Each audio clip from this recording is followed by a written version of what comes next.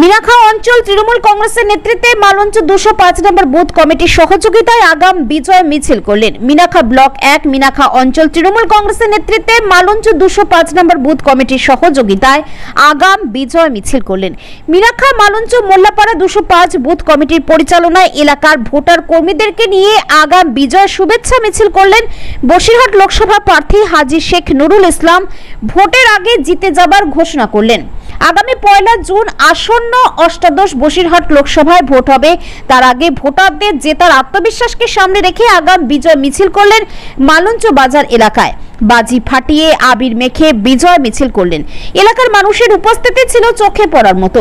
উপস্থিত ছিলেন মিনাখা অঞ্চল তৃণমূল কংগ্রেসের সভাপতি হোসেন গাজী, মিনাখা গ্রাম পঞ্চায়েতের প্রধান প্রতিনিধি আবু বক্কর সিদ্দিক, মিনাখা গ্রাম পঞ্চায়েতে বিরোধী দলনেতা নবীর আলী মোল্লা, বুথের চেয়ারম্যান হাজী হাবিবুর রহমান মোল্লা, বুথ সভাপতি মিজানুর রহমান, যুব বুথ সভাপতি জাম্বির মোল্লা, নেরিম গাজী, হাপু মোল্লা, নাসির উদ্দিন, লুৎফর রহমান গাজী, রহমান মোল্লা, আমির আলী মোল্লা ওরফে মিনু সহ আরো অনেকেই। মিনাখা থেকে নুরুদ্দিন মোল্লা রিপোর্ট, লাইভ নিউজ 66। একটাই কারণে আমাদের হাজী নুরুল ইসলাম সাহেব মিনিমাম 4 লক্ষ ভোটে জিতবে, এটা শিওর কনফার্ম। রেখাপাত্র কে? ও হয় ও কেউ না, ও 2000 টাকায় বিক্রি হয়ে যায়, ওর কোনো এখানে অস্তিত্ব নেই।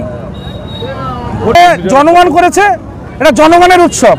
মমতা ব্যানার্জি এত উন্নয়ন দিচ্ছে, তার দিক দিয়ে আজকে বিজয় মিছিল বের করেছে জনগণ।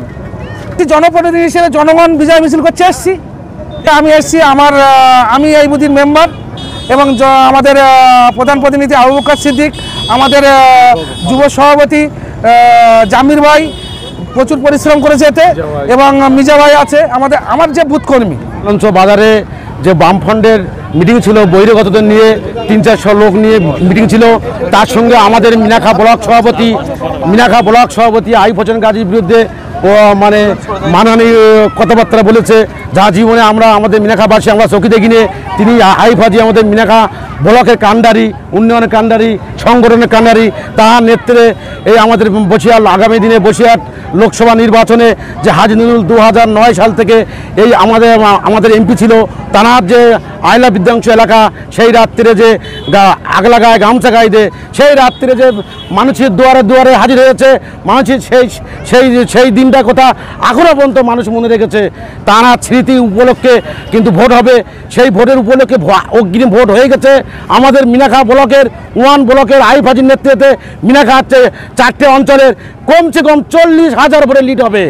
আরও আপনারা দেখে রাখুন, আজকে এই বাংলায় আজকের এই মীনাক্ষী দেবী, তুমি যে বলে গেছো মালঞ্চে যে আমাদের ব্লক সভাপতি আইব হোসেন গাজীর বিরুদ্ধে, কিন্তু ওনাকে বিশেষভাবে কিন্তু ওনাদের মানসিক দিক থেকে চিকিৎসার দরকার আছে।